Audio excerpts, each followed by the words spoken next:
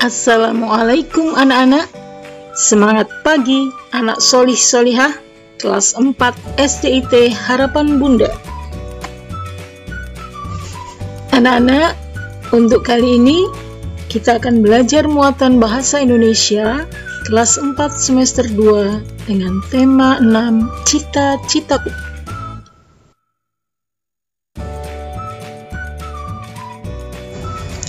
Bahasan kita kali ini tentang puisi. Wah, asik nih ya, kita akan membaca, menulis puisi. Apa sih puisi?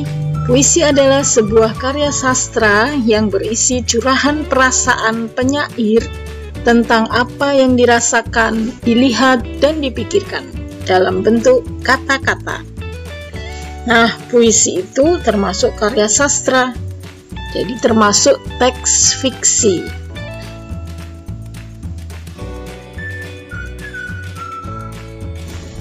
Anak-anak, tentunya kalian sudah tidak asing lagi dengan puisi. Nah, puisi memiliki ciri-ciri.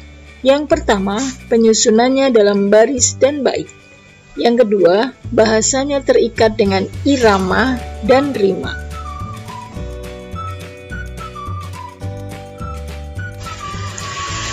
Perhatikan puisi di bawah ini. Puisi berjudul Cita-Cita, karya Frida. Nah, tadi ciri-ciri puisi adalah ada baris dan bait. Kalian perhatikan, yang disebut baris, ini ada ya, baris pertama, baris kedua.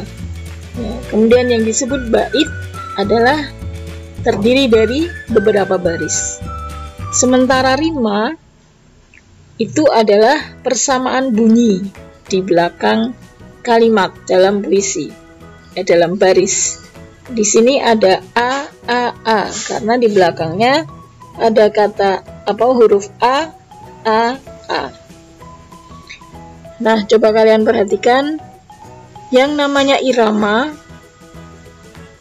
itu adalah tekanan ya suara ketika membaca puisi. Kalian perhatikan, Ibu akan bacakan puisi Cita-Cita ini 2 bait ya. Pikiranku melayang ke suatu masa. Aku pun bertanya-tanya, mau jadi apa aku saat dewasa? Tiba-tiba kupikir tentang cita-cita. Nanti aku mau menjadi seperti apa? Pilihanku jatuh kepada pembaca berita. Nah, ketika kita membaca puisi, ada tekanan-tekanan pada kata. Itulah yang disebut irama.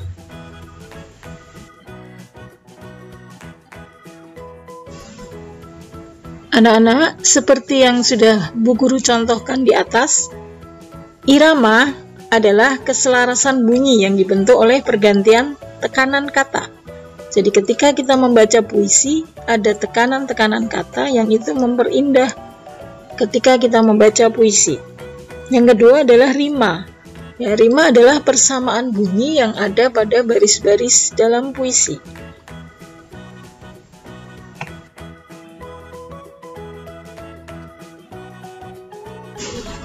Oke, sekarang kita bahas jenis-jenis rima.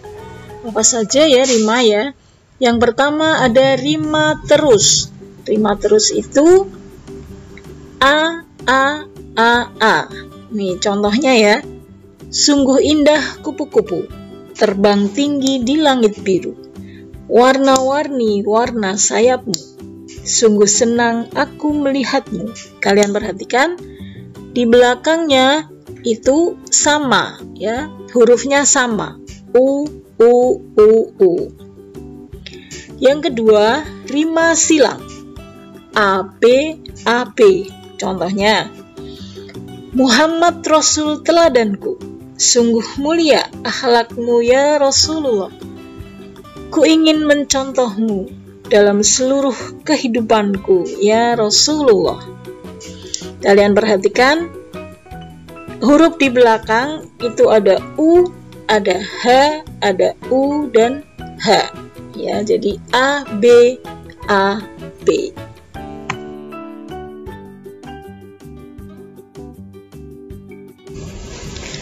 Jenis-jenis rima berikutnya adalah rima peluk, yaitu A, B, B, A.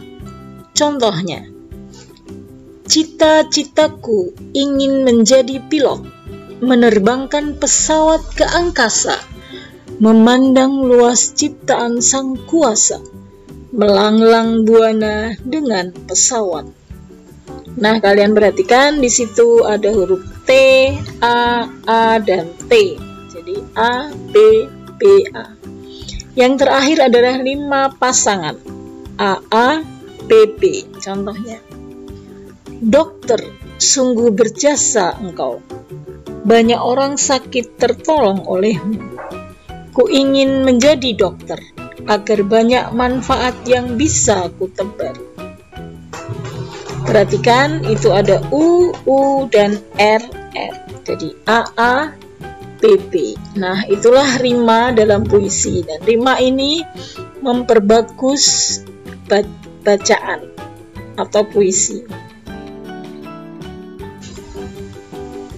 Anak-anak, setelah kalian belajar tentang ciri puisi, kemudian cara membaca puisi, maka kalian tentu ingin membuat puisi karya pribadi kalian sendiri. Nah, ini beberapa cara yang bisa kalian tempuh untuk membuat puisi karya pribadi. Yang pertama, tema. Kalian harus menetapkan temanya.